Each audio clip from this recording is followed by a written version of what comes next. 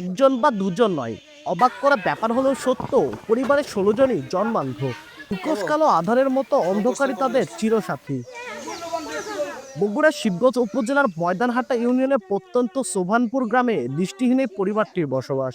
বাড়ির সবচেয়ে প্রবীণ ব্যক্তি আব্দুল জব্বার ছিলেন জন্মান্ধ। চোখে দেখে এমন একজনকে তিনি বিয়ে করেছিলেন সংসারের হাল ধরতে, কিন্তু নিয়তির নির্মম পরিহাস। তাদের ঘরে জন্ম নেওয়া ৬ সন্তানের কেউই চোখে দেখেন না। এখানেই শেষ নয়, আব্দুল জব্বারের ৩ ছেলে শহীদুল, বুলু, টুলুর ঘরে জন্ম নেওয়া কোনো সন্তানই পৃথিবীর আলো দেখার সৌভাগ্য নিয়ে জন্মায়নি। তাদের মেয়ে জহিলা, শহীদা ও মোমেনার পরিস্থিতি আরো ভয়াবহ। বিয়ে হলেও গর্ভের সন্তান অন্ধ হতে পারে এই ভয়ে স্ত্রীর সঙ্গে সম্পর্ক রাখতেন না স্বামী। এক পর্যায়ে আবারও দৃষ্টিহীন সন্তান জন্ম দেওয়ায় হয়ে যায় বিবাহ বিচ্ছেদ।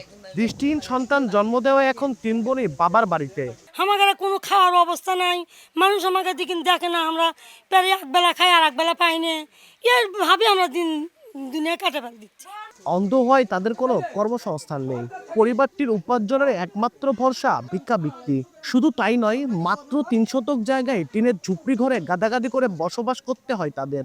শুধু চোখের আলোয় নয়, সব ধরনের মৌলিক অধিকার থেকে বঞ্চিত পরিবারটি।